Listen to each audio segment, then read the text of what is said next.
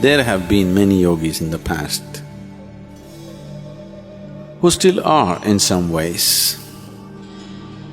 They retain the subtlest part of their body intact and just let it be. Whenever they feel it's necessary, they are capable of recreating their old bodies. This is called as nirmana kayas. So I just went up and I went to Kanti Sarovar, didn't know what hit me. And my eyes were open, my mouth was shut, but I could hear my voice singing loudly around me, very loudly, like it's on a big microphone.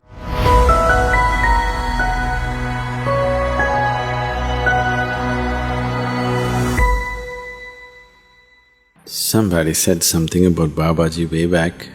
Now everybody has started talking about him, they started making movies about him, everybody started seeing him everywhere. The reason why I always refrain from speaking of anything that is not yet in people's experience is because people have no hold or no control over their imagination. They will become very hallucinatory. 90% of the religion has become hallucinatory because people have no control over their imagination. Suppose I start talking about angels right now. You see all the white cloths and the blue cloth.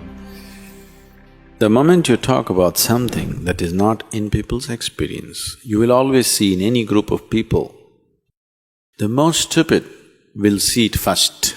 The intelligent will sit there and wonder what the hell is happening. Simply because they have no hold over their imagination, it just flies. Immediately they start seeing, they're not lying, they start seeing because they have no control over their imagination. So, I don't want to speak about Babaji as such because too much has happened in his name But is such a thing possible? There have been many yogis in the past who still are in some ways. They retain the subtlest part of their body intact and just let it be. Whenever they feel it's necessary, they are capable of recreating their old bodies. This is called as nirmana kayas. Such people are known as nirmana kayas who recreate their own body. Gautama, the Buddha, is supposed to be one of the nirmana kayas. There are many others who recreate their own body as it was then, a youthful body as they liked it. Maybe this is 100 years later, 1,000 years later, whatever number of years, because number of years is not at all the issue. What you call as time is, for this body, one kind of time, for another body, another kind of time, isn't it? See, for your body, 10 years means this much, 20 years means that much, 30 years means this much, 70 years means that much, it's like this. Suppose you take a dog, your 1 year, maybe 15 years for him, in his experience, isn't it? If you take an insect, maybe your 1 day is 50 years for him because in 2 days he'll be gone. So the experience of time and the way life experiences time is very different. In the life of this planet, 100 years may be just a second, we don't know the calculation, but it is very small, isn't it? So this is not just from human perspective. It is not about comparing everything to our lifetime and coming to it. Even in the perspective of that creature's life, it is so. Maybe not the same way as we calculate, but it's different in its perspective.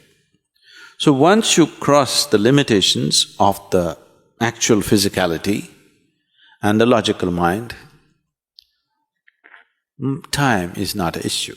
You will see, once you get into a certain state of experience within you, you sit there. If you sit there for 1 hour or 2 hours, it feels like a minute.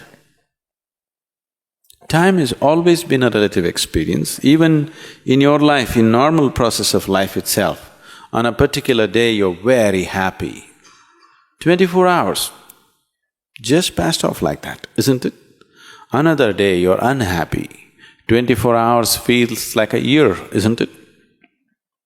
So time is always a relative experience. As your energies get more intense, you will see time just flies faster and faster. If you're in a very intense state, 24 hours feels like just a minute, just goes.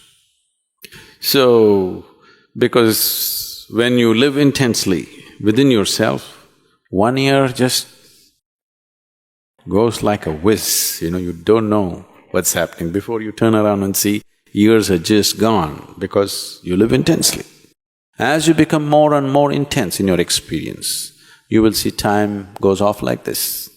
So once you have dropped your physical body, the earthy body that you picked up from the planet, now suddenly time is not an issue. What you think as 100 years later is nothing, just a moment later.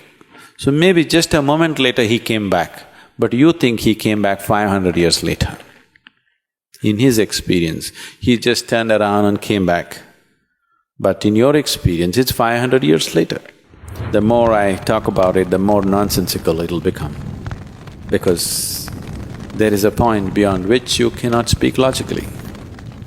Today, do you know, modern science is talking about fuzzy logic? Fuzzy logic means no logic, but they're unwilling to admit that they are becoming illogical. It's a shame for a scientist to be illogical.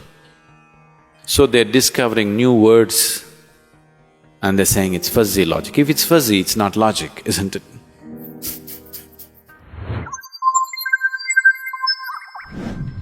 So once I went, those days, today I just came back from Kailash I went to Australia and back. At that time, I just went by myself, by a local bus. Generally, I sat on top of the bus and went, because I didn't want to miss the mountains. And these are crazy buses. They start at 4:30 in the morning from Haridwar and go straight to either Gaurikund or to Badrinath. They have to get there, so they don't stop anywhere. So I went and sat on top of the bus because I don't want to miss even a bit of the mountain. And electric wires will come. He'll just shout, "Bijli!" You just lie down and again get up. So I went there without any kind of things. That's not the first time I went. I've been, I think about 26 years, I went continuously, every year. And just my jeans and my t-shirt, and I have a canvas jacket which I used to ride in South India. It's very good for the rain, but suddenly I realized when you go to the cold, the damn canvas jacket gets colder than the atmosphere. So I just went up and I went to Kanti Sarovar. It was around 3:30 in the afternoon. I just sat there and I didn't know what hit me. I was just sat there with my eyes open.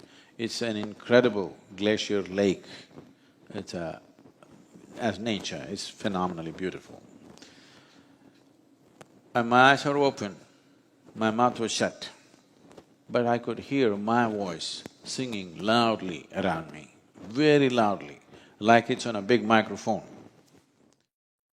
Nada Brahma Vishwaswarupa Nada Brahma Vishwaswarupa Nadahi Sakala Jivarupa.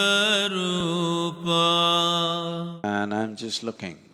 It's my voice clearly singing this chant. For the first time I'm hearing it, but it's in my voice. But my mouth is clearly shut. So I sat there listening to this, and that's what we chanted just now. Sound is not seen as a physical quantity. It is seen as the last bastion of physicality.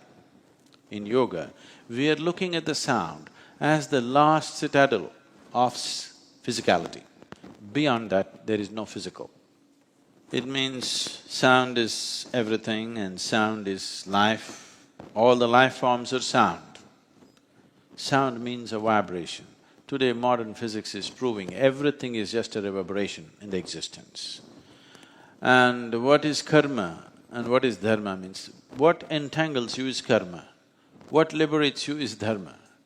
Both are sound. What is bondage and what is liberation, that is also sound. What is referred to as Shiva and Shakti, that is also sound. Everything is sound. Whatever you know as physical creation is a sound because everything has a vibration. Where there's a vibration, there is a sound. Whether you can hear it or not is the only question, but there is a sound. Wherever there is a vibration, there is a sound.